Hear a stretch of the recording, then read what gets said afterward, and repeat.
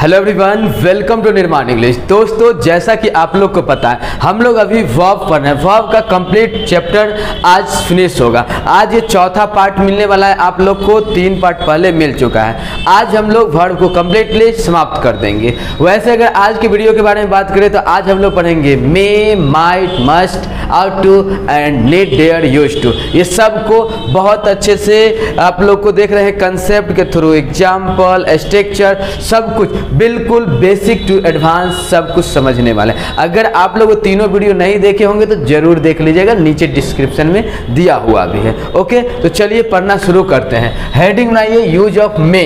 क्या use of May? अगर बात करें मे का तो मे मीन्स क्या होता है जी? शकना भी होता है। मे मीन्स क्या होता है? शकना। आइए, तो यूज ऑफ मे बोल रहा है may is use with sense of formal permission.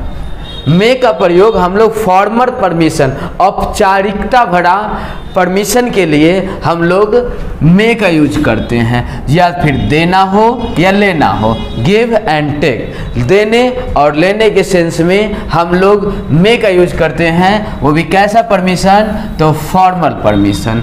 Okay जी, आइए अगर इसका स्ट्रक्चर का बात करें तो स्ट्रक्चर होगा may plus subject plus V1 plus other word. सबसे पहले मे लगाएंगे, फिर सब्जेक्ट, फिर V1 वर्ब का फर्स्ट फॉर्म एंड उसके बाद जो भी बचा हुआ है वो।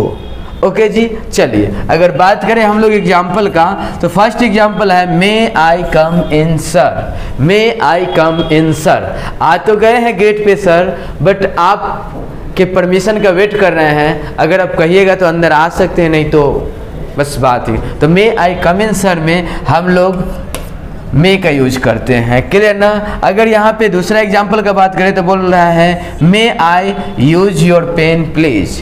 जब मे का बात हो ना तो वहाँ पे प्लीज वर्ड आ ही जाता है। लगा भी सकते हैं, नहीं भी लगाएंगे फिर भी चलेगा। ओके, तो क्या बोल रहा है? मे आई यूज योर पेन। क्या मैं आपका पेन यूज कर सकता हूँ?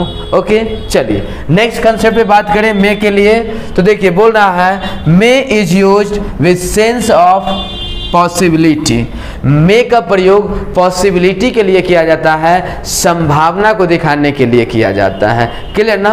वैसा संभावना जो 50%। क्या बोल रहा है? Possibility but not sure. देखिए, संभावना तो है बट श्योर नहीं है, संभावना तो है बट कंफर्म नहीं है। 50% इधर उधर का बात है। जब बात 50% पॉसिबिलिटी का हो तो उस सिचुएशन में हम लोग मे का यूज करते हैं। कल वाले वीडियो में देखे थे ना कैन का यूज, उसमें 70% बोले थे, 60% प्लस, है ना?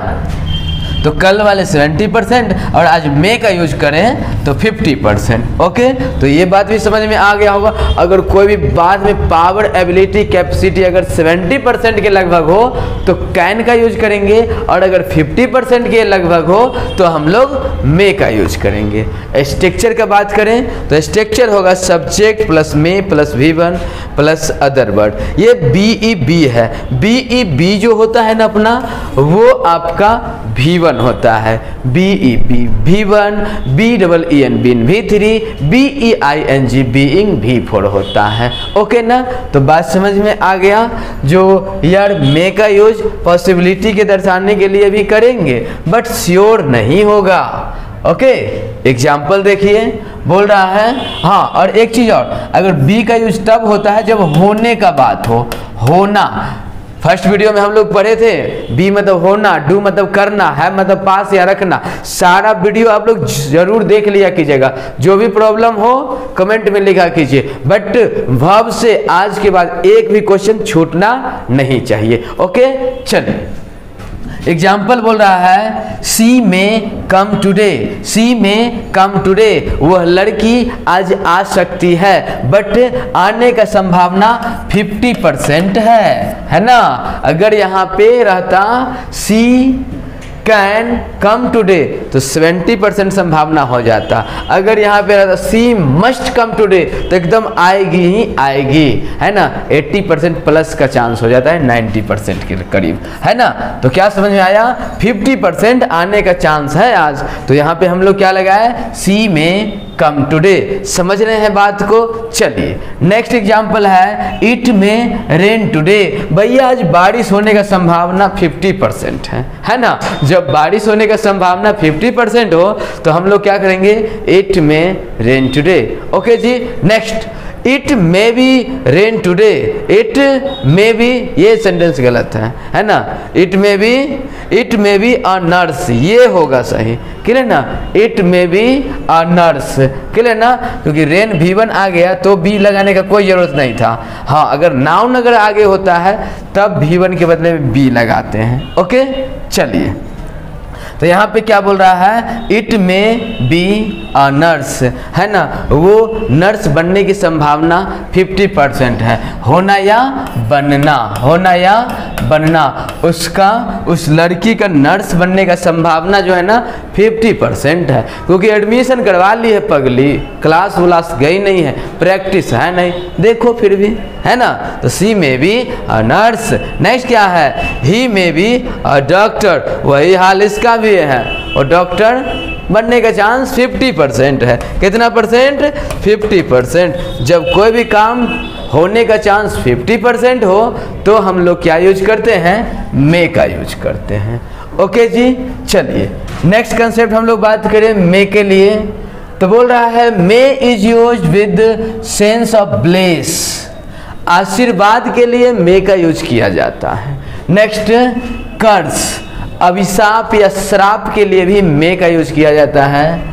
और विश, कोई भी चीज़ इच्छा हो, डिजायर हो, उसके लिए भी मे का यूज किया जाता है। क्या बोल रहा है, may is use with sense of bless, curse and wish. May का प्रयोग इच्छा, अभिलाषा के लिए किया जाता है ना। स्ट्रक्चर बनेगा may plus subject plus V1 plus other word. यहाँ पे देख लीजिए एक्सक्लामेशन साइन है ना। इसका मतलब हुआ ये मे का हिंदी हो जाएगा, क्या पता है, भगवान करे, भगवान करे। May plus subject plus V1 plus other word. भगवान करे तुम्हारी आयु लंबी हो, भगवान करे तुम अब की बार IAS बन जाओ, है ना। तो ये होता है भगवान करे। क्या बोल रहा है, मे यू लिव लॉन्ग, भगवान करे तुम्हारी आयु लंबी हो। तो मे का use wish, curse and bless के लिए भी किया जाता है। नेक्स्ट है मे ही डाई सून, मे ही डाई सून, है ना। भगवान करे वह जल्दी मर जाए। कोई तरह का गड़बड़ी हुआ होगा, गुस्से में बोल दिया, मे ही डाई सून, भगवान करे वो जल्दी मर जाए। नेक्स्ट क्या है, may you be an IAS, भगवान करे तुम IAS बन जाओ, भगवान करे तुम IAS बन जाओ। तो विश, ब्लेस एंड कर्स के लिए भी हम लोग मे का यूज करते हैं। ओके जी, चलिए नेक्स्ट कंसेप्ट देखिए आप लोग। नेक्स्ट कंसेप्ट बोल रहा है इट इज। अब इट इज मतलब मे समझिएगा, it is used with the sense of purpose, है ना। May is use with the sense of purpose, किसी उद्देश्य को बताने का बात हो फिर भी हम लोग मे का यूज करेंगे। बट उस कंडीशन में आपका स्ट्रक्चर बनेगा कुछ ऐसा, सब्जेक्ट होगा V1 V5 होगा, फिर अदर वर्ड, फिर सब्जेक्ट, फिर मे, फिर V1, फिर अदर वर्ड, है ना। जब किसी पर्पस का बात हो, किसी उद्देश्य का बात हो, वहां पर भी हम लोग मे का यूज कर सकते हैं। ओके, जैसे देखिए ना example, we study English in the Nirman, we study English in the Nirman. यदि हम निर्माण में स्टडी किए होते, so that we may get success in our life, so that we may get success in our life. यहाँ पे एक बात याद रखिएगा, ये जो आपका कॉमा है ना, कॉमा के पास कभी कभी कॉमा भी दे देते हैं, कभी कभी दैट या शो दैट का भी यूज कर देते हैं। ये कॉमा, ये कंजंक्शन के जगह पे, क्लियर ना। हम यदि निर्माण में पढ़े होते तो आज अपने जीवन में सफल हुए होते। यही ना हुआ, क्या बोल रहा है, we study English in the Nirman so that we may get success in our life. Okay जी, चलिए नेक्स्ट क्वेश्चन, नेक्स्ट एग्जांपल है, we eat so that we may live, है ना, हम खाते हैं ताकि जी सके, हम खाते हैं ताकि जी सके। तो ये आपका था मे का कुछ कंसेप्ट। चलिए आगे हम लोग बात करते हैं यूज ऑफ माइट। किसके बारे में, यूज ऑफ माइट के बारे में। देखिए कंसेप्ट बोल रहा है माइट का, might is use with the sense of less possibility. क्या क्या, yes, might is use with the sense of less possibility.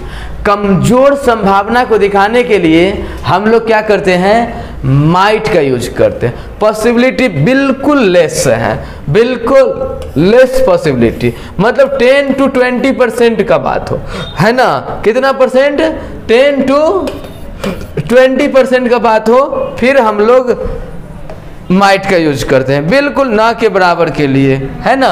Might का यूज हम लोग 20% लगभग के करीब किया जाता है। ओके जी, जैसे देखिए ना, सी माइट, जैसे स्ट्रक्चर देखिए क्या बोल रहा है, she might V1 always always always, याद रखिए टाइपिंग वाला गलती कर दिया है ना। आप लोग याद रखिएगा मॉडल के बाद ऑलवेज V1 आएगा, चाहे विल हो, वुड हो, शैल हो, शुड हो, कैन हो, कुड हो, मे हो, माइट हो, घबराना नहीं है। मॉडल दिखे जस्ट बाद आपके नजर को V1 दिखना चाहिए, क्लियर ना। अगर V1 है तो वो सेंटेंस राइट है, नहीं तो सेंटेंस रॉन्ग है, खत्म कहानी। ओके तो देखिए, तो subject plus might plus V1 plus other word present को दिखाता है। बट वहीं अगर बात करें subject plus might plus have plus V3 plus other word जो पास्ट को दिखाता है। तो प्रेजेंट को दिखाने के लिए स्ट्रक्चर हुआ subject plus might plus V1 plus other word, जबकि पास्ट के लिए subject plus might plus have plus V3 plus other word. अब आप कहिएगा सर V1 नहीं आया, V3 है, पगला V1 ये नहीं है, पहला वाला वीडियो में नहीं बताए थे, वर्ब टू बी के V1 में बक्सा में क्या था, हैव, आप लोग का देखिए यहाँ पे भी है ना, बॉक्स में वर्ब टू बी में देखिए हैव है कि नहीं V1, है ना। तो आपका जो हैव है वो क्या है, V1 है ना, ये V1 में आता है हैव। ओके तो याद रखिएगा, तो समझ में आ गया होगा, क्लियर। देखिए तो इसलिए आपका स्ट्रक्चर बन के तैयार हो, सब्जेक्ट प्लस माइट प्लस है प्लस V3 जो पास्ट को दिखाता है, और subject plus might plus V1 plus other word जो प्रेजेंट को दिखाता है। एग्जाम्पल का बात करें तो क्या होगा, it might rain today, it might rain today, भैया बारिश होने का संभावना आज 20% के करीब है ना, 10 to 20% बारिश होने का संभावना है। नेक्स्ट सी माइट कम टुडे, उसके आने का संभावना 10 to 20%, मतलब समझ लो नहीं ये आने वाली है ना।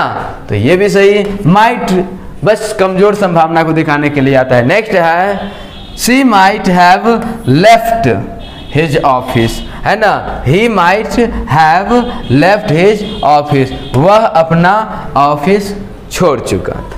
नेक्स्ट क्या है, she might have gone his home, थोड़ी होगा, अब सी है तो हर न लगाइएगा जी, तो she might have gone her home, she might have gone her home, है ना, वो अपने घर जा चुकी होगी, बट संभावना जा चुकी थी, बट संभावना 20% को दिखाता है।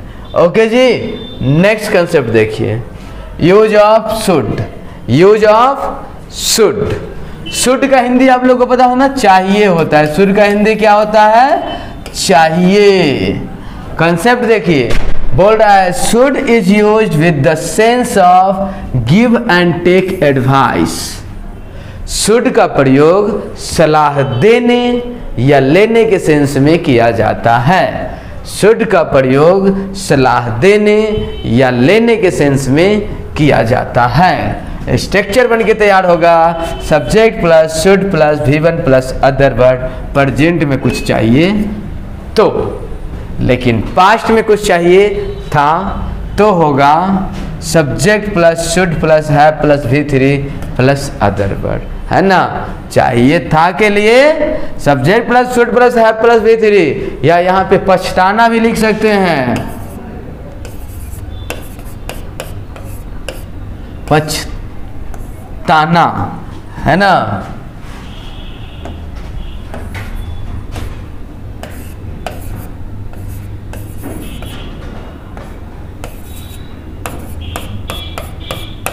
है ना। तो क्या है subject plus should plus have plus V3 plus other word, पछताने के लिए, है ना। आई शुड, एग्जाम्पल देखिए, एग्जाम्पल है I should have joined the Nirman, है ना। मुझे भी निर्माण ज्वाइन कर लेना चाहिए था, अब पगला पछता रहा है। तो हैव का बात हो, हैव प्लस V3 तो पास्ट के लिए आता है मुझे भी निर्माण ज्वाइन कर लेना चाहिए था। नेक्स्ट कंसेप्ट देखिए, बोल रहा है,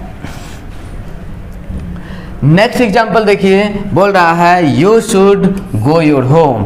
देखो बबुआ, तुम्हें अपने घर जाना चाहिए, तुम्हें अपने घर जाना चाहिए। अब क्या हुआ है बात, कहीं घर पे झगड़ा उगड़ा करके पगला आके बैठा होगा चौक पे, फिर जाके लोग कहते यार तुम्हें अपने घर जाना चाहिए, you should go your home. Next, he should read this book, he should read this book, तुम्हें ये बुक पढ़ना चाहिए, तुम्हें यह बुक पढ़ना चाहिए। ओके जी। नेक्स्ट कंसेप्ट, नेक्स्ट कंसेप्ट देखिए, बोल रहा है should is use in the sense of duty और ऑब्लिगेशन। शुड का प्रयोग कर्तव्य और प्रतिज्ञा को दिखाने के लिए करते हैं। शुड का प्रयोग कर्तव्य और प्रतिज्ञा को दिखाने के लिए करते हैं। स्ट्रक्चर होगा subject plus should plus V1 plus other word. क्या होगा, subject plus should plus V1 plus other word, है ना। एग्जाम्पल देखिए ना, we should love our country, we should love our country. हम लोगों का कर्तव्य है कि हम लोग अपने देश से प्रेम करें। ओके जी। तो ड्यूटी और ऑब्लिगेशन के लिए भी हम लोग शुड का यूज करते हैं। ओके। नेक्स्ट, नेक्स्ट कंसेप्ट है should is use with the sense of formal information. Should is use with the sense of formal information, बस औपचारिक इंफॉर्मेशन देने के लिए हम लोग शुड का यूज करते हैं। मानना नहीं मानना आप पे है, बट बस इंफॉर्मेशन दे देते हैं। इस सिचुएशन में हम लोग शुड का यूज करते हैं। जैसे आप लोग कभी एग्जाम देने जाते होंगे तो क्वेश्चन पेपर के ऊपर लिखा होता है candidate should answer all the question, comma यहाँ पे स्पेस है ना।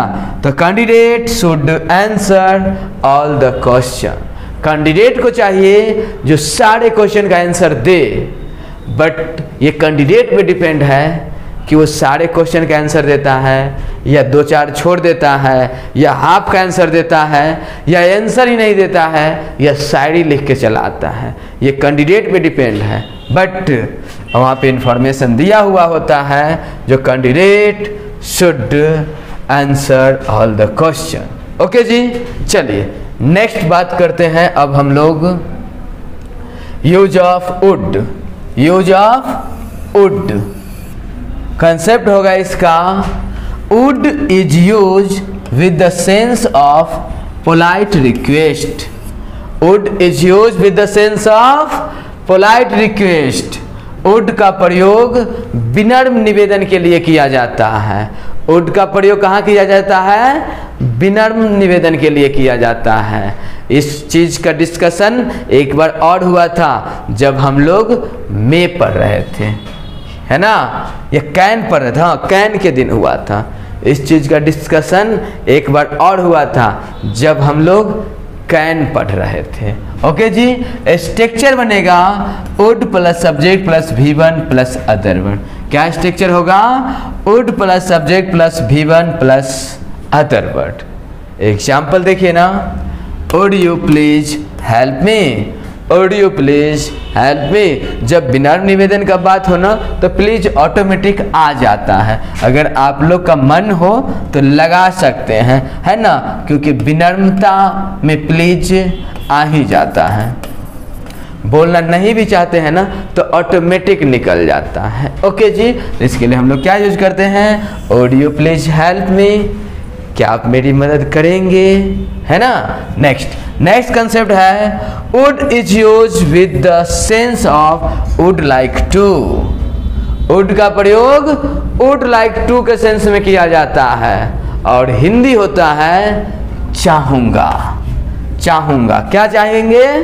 तो वुड लाइक टू। तो जब कोई भी सेंटेंस में चाहूंगा का सेंस हो तो हम लोग यूज करेंगे वुड लाइक टू। ओके, जैसे देखिए ना, स्ट्रक्चर बनेगा subject plus would like to plus V1 plus other word. Subject plus would like to plus V1 plus other word. Example, I would like to meet you tomorrow. I would like to meet you tomorrow. मैं आपसे कल मिलना चाहूँगा। Next concept है it is use with sense of past habit. Past habit का बात हो तो भी हम लोग वुड का यूज करते हैं। इट इज का मतलब वुड, तो would is use with the sense of past habit, है ना। पास्ट बीते हुए टाइम के हैबिट को बताए, बीते हुए समय के आदत को बताए, तो उसे हम लोग क्या कहते हैं? वुड का यूज करते हैं। जैसे देखिए ना, पास्ट हैबिट में क्या सब आएगा?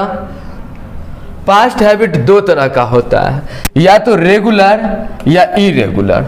कोई भी काम, कोई भी आदत आपका रेगुलर रहा होगा, कोई भी आदत आपका इरेगुलर रहा होगा।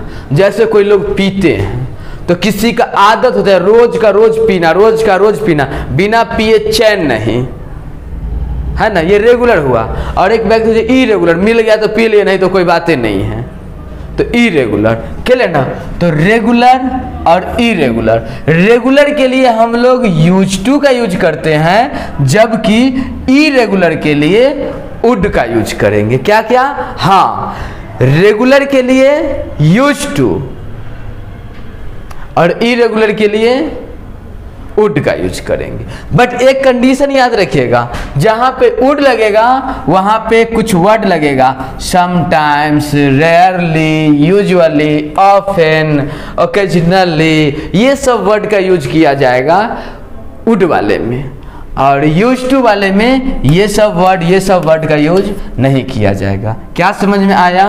जो वुड का यूज हम लोग करते हैं इरेगुलर के लिए, जिसमें समटाइम वर्ड आएगा, रेयरली वर्ड आएगा, यूजुअली वर्ड आएगा, ऑफन वर्ड आएगा, ओकेजनली वर्ड आएगा, लेकिन जब रेगुलर आदत का बात हो तो यूज टू का यूज करेंगे और उसमें sometime, often, occasionally, rarely word का यूज नहीं करेंगे। उम्मीद है बात समझ में आ गया होगा।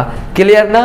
चलिए एग्जाम्पल के थ्रू देखते हैं। ही यूज्ड टू ड्रिंक, वो पिया करता था, तो रेगुलर आदत है। चलिए, he used to drink milk, वह दूध पिया करता था, रेगुलर आदत है। He would sometimes drink, वो कभी कभार पिया करता था। देखिए would लगाए तो sometimes वर्ड लगाए ना, used to लगा ले तो कुछ लगाए नहीं लगाए, याद रहेगा ये बात। चलिए नेक्स्ट है I used to temple daily, daily का डेली टेम्पल जाया करता। चले नेक्स्ट कंसेप्ट नहीं, आप लोग हेडिंग बनाइए, use of must. Use of must सब आज समाप्त करेंगे हम लोग। चलिए तो यूज ऑफ मस्ट, एक लाइन इसके बारे में याद रखिएगा, must is use with the sense of necessary. Must का प्रयोग जब नेसेसरी हो, बहुत जरूरी हो, तब मस्ट का यूज करते हैं। एकदम कंफर्म बात हो तब मस्ट का यूज करते हैं। और साथ ही साथ कंपल्सन हो, मजबूरी हो, जरूरी हो, मजबूरी हो और दृढ़ संकल्प हो, स्ट्रॉन्ग डिटर्मिनेशन का बात हो। इस कंडीशन में हम लोग मस्ट का यूज करते हैं। ओके जी, तो स्ट्रॉन्ग डिटर्मिनेशन के लिए है ना, नेसेसरी के लिए, कंपल्सन के लिए, ये सब सेंस में हम लोग मस्ट का यूज करते हैं। ओके, देखिए स्ट्रक्चर होगा subject plus must plus V1 plus other word. आप लोगों को तो याद हो गया होगा ये बात, जो भैया मॉडल के बाद V1 ही आता है, इसीलिए तो subject plus must plus V1 plus other word. Okay, next है subject plus must plus be plus noun या अदर वर्ड। हाँ, पॉसिबिलिटी कोई भी चीज होने का या बनने का 80% संभावना हो, एकदम 80% प्लस संभावना, जो होगा ही होगा, बनेगा ही बनेगा। इस सिचुएशन में हम लोग सब्जेक्ट के बाद मस्ट प्लस बी, क्योंकि बी के बारे में बात की है ना, बी अपना V1 होता है, और होने का बात हो, बनने का बात हो 80%, तो मस्ट का यूज करेंगे। Okay, next subject plus must plus है प्लस V3। अगर पास्ट का बात होगा तो हम लोग है प्लस V3 का यूज करेंगे। एग्जाम्पल देखिए ना, बोल रहा है you must read this book, you must read this book, है ना, तो हम इस किताब को अवश्य पढ़ना बाबू, एकदम जरूरी है, यही किताब में से पूछेगा अब की बार। नेक्स्ट है यू मस्ट अपोलोगाइज योर मिस्टेक, है ना, तुम्हें अवश्य माफी मांगना चाहिए इस गलती के लिए। यू मस्ट अपोलोगाइज योर मिस्टेक, तुमसे जो गलती हुआ इसके लिए तुम्हें अवश्य माफी मांगना चाहिए, नहीं तो मामला बिगड़ जाएगा। नेक्स्ट है she must be a nurse, space है जी, she must be a nurse, clear ना, तो क्या कर लेंगे, she must be a nurse, a अलग है, नर्स अलग है ना, वह अवश्य नर्स बनेगी, संभावना 80% प्लस है। नेक्स्ट है she must have left her office, वो अवश्य ही अपना ऑफिस छोड़ चुकी होगी, 80% संभावना जो छोड़िए दी होगी, 80% प्लस, मतलब इतना हो गया, मतलब छोड़िए दी होगी, है ना, तो she must have left her office. Okay जी, चलिए नेक्स्ट कंसेप्ट देखिए। नेक्स्ट आ गया ought to, use of ought to, ought to ये भी होता है चाहिए ही, लेकिन जब आपका मोरल एडवाइस हो, मोरल ड्यूटी हो, है ना, तो जैसे देखिए ना आउट टू का कंसेप्ट, ought to is use with the sense of moral duty and moral advice. नैतिक कर्तव्य और नैतिक सलाह का बात होना तो हम लोग आउट टू का यूज करते हैं। क्या क्या, यस, नैतिक कर्तव्य और नैतिक सलाह का बात हो तो हम लोग आउट टू का यूज करते हैं। ओके, चलिए एग्जाम्पल के पहले स्ट्रक्चर जरा देखिए। स्ट्रक्चर है subject plus ought to plus V1 plus other word. Should भी लगा देते हैं, शुड मतलब भी चाहिए, आउट टू मतलब भी चाहिए, सीधा सीधे सिंपली कुछ चाहिए तो शुड लगाइए, और मोरल नैतिकता के साथ कुछ चाहिए तो आउट टू लगाइए। Okay ji, next structure subject plus ought to plus है plus V3 plus other word, है ना, नैतिकता के साथ कुछ करना चाहिए था पास्ट के लिए, आउट टू के साथ है प्लस V3। बोलिए एकदम इंग्लिश लॉलीपॉप है कि नहीं है, तब फिर घबराते का है, हम हैं ना आपके साथ। चलिए तो एग्जाम्पल देखिए ना, you ought to obey your parents, तुम्हें अपने माता पिता का आज्ञा मानना चाहिए। Next you ought to have respected your teacher, आपको अपने टीचर का रिस्पेक्ट करना चाहिए था। हैव लग गया रिस्पेक्टेड, आजकल का पगला होता है ना लड़का सब बकलोल टाइप का, रिस्पेक्ट नहीं करता है, कभी कभी टीचर को धो धा के चले आता है, तो क्या बोल रहा है पगला, कहा ऐसे किया, you ought to have respected your teacher, तुम्हें अपने टीचर का रिस्पेक्ट करना चाहिए था। नेक्स्ट नेक्स्ट देखिए आप लोग हेडिंग बनाइए use of shall. Use of shall. Shall will का नाम तो आप लोग सुने ही होंगे, उसी में का शैल हम लोग पढ़ रहे हैं। Shall is use with first person to explain any future plan. Shall का प्रयोग फर्स्ट पर्सन के साथ करते हैं। पर्सन कितने होते हैं? 3 होते हैं, first person, second person, third person. First person बोलने वाला, सेकेंड पर्सन सुनने वाला, और थर्ड पर्सन जिसके बारे में बात करते हैं जो प्रेजेंट में अवेलेबल ना हो।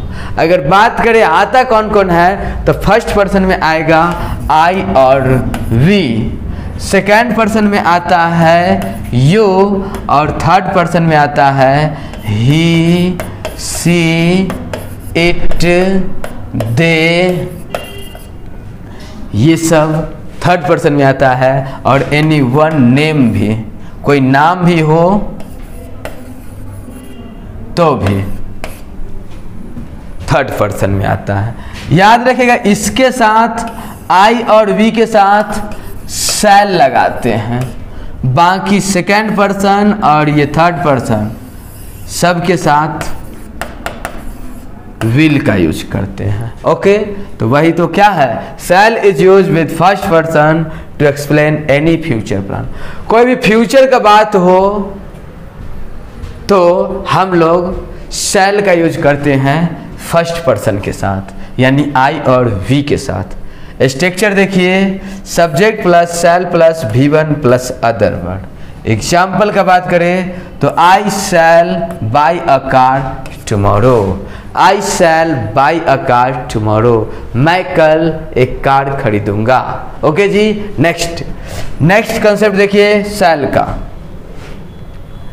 बोल रहा है shall is used with second and third person if यहां पे होगा, if the sense of this sentence is threat, promise and strong determination. क्या क्या? यस।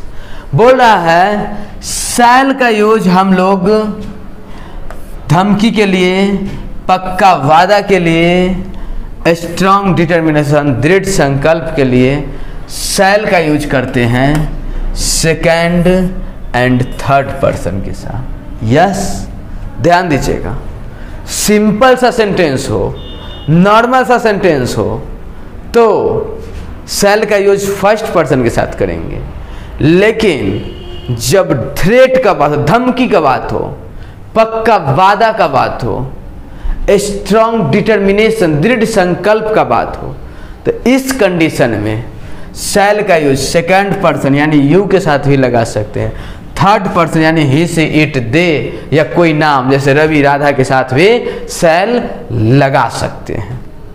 आया बस समझ में? यस। जैसे स्ट्रक्चर इसका भी वही होगा, subject plus shall plus be plus V3 plus other word. Example देखिएगा, बोल रहा है he shall be killed tomorrow, he shall be killed tomorrow, है ना, कल उसको मार देंगे, है ना, प्रॉमिस कर रहा है। अगर he will be kill tomorrow तो सिंपल सा बात है, वो मार देगा, सामान्य सी बात। लेकिन शैल लगा के बोल रहा है तो मारेगा ही मारेगा, डिफिनिट मारेगा, 100% श्योर के लिए हम लोग सेकेंड एंड थर्ड पर्सन के साथ शैल का यूज करते हैं, नहीं तो नॉर्मल सेंटेंस के लिए तो विल का यूज करते हैं।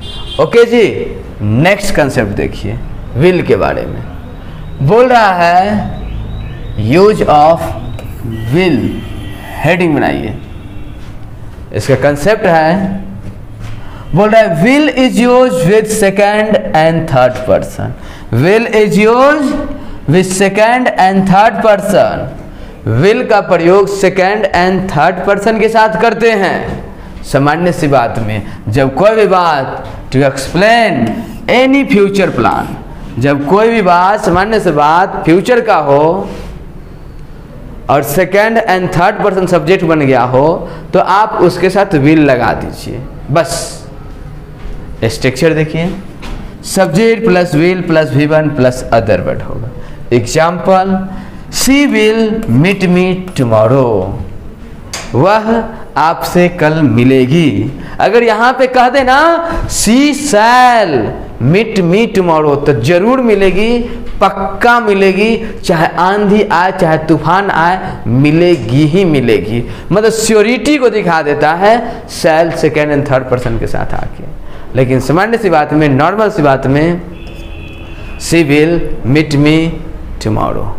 नेक्स्ट कंसेप्ट देखिएगा, बोल रहा है will is used with first person if the sense of the sentence is promise, threat and strong determination, है ना।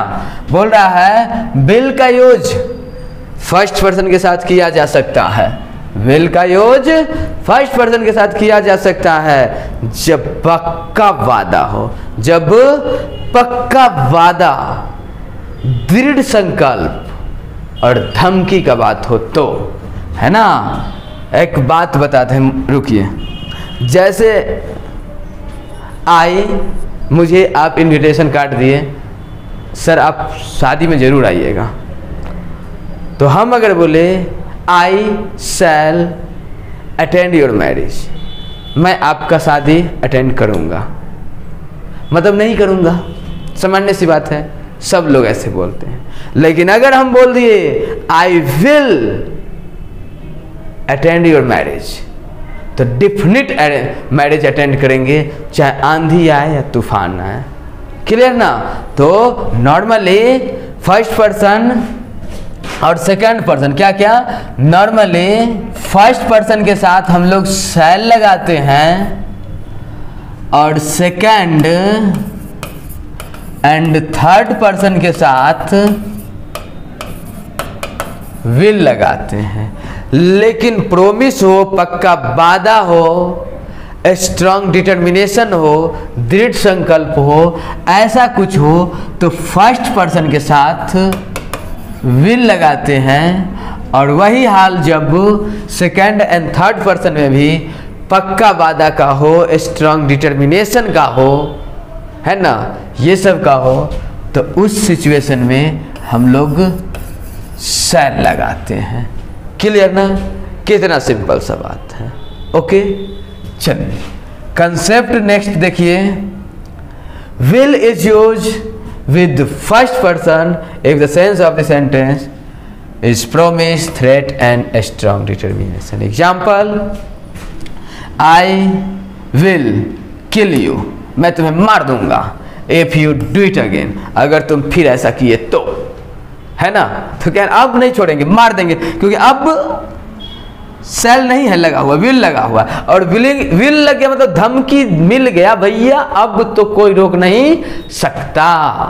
Next, I will give you a lot of money tomorrow, है ना।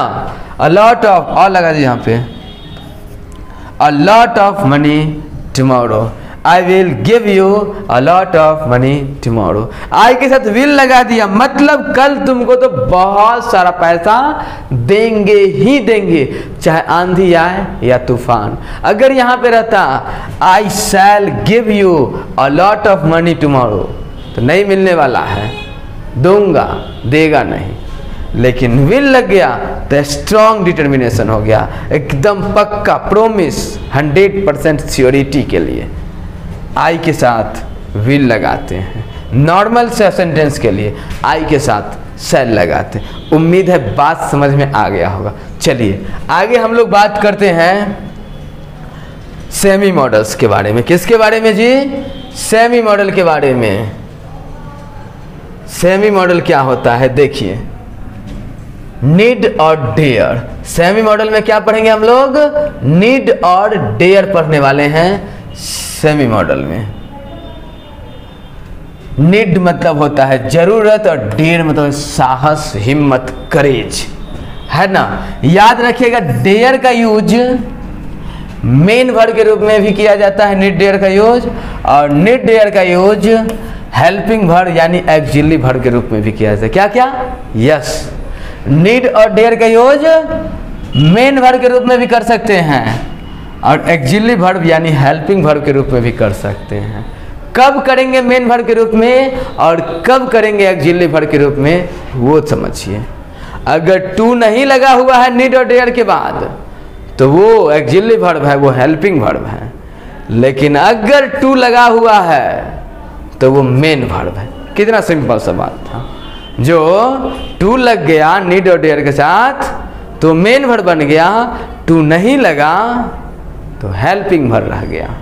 ओके, एग्जाम्पल देखिए, बोल रहा है I don't go to America, I don't go to America. ये तो भैया सिंपल सेंटेंस हो गया, I don't go to America.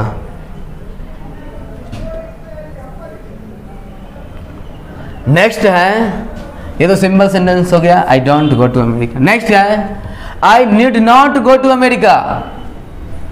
ये भी सही है, बट यहां देखिए नीड के बाद टू नहीं ना आया, गो के बाद टू आया, तो ये नीड आपका हेल्पिंग वर्ब यानी ऑक्सिलरी वर्ब है। Need I go to America, ये भी आपका हेल्पिंग वर्ब है, ऑक्सिलरी वर्ब है। Next I went to go to America, ये तो सिंपल सेंटेंस हो गया, सही है।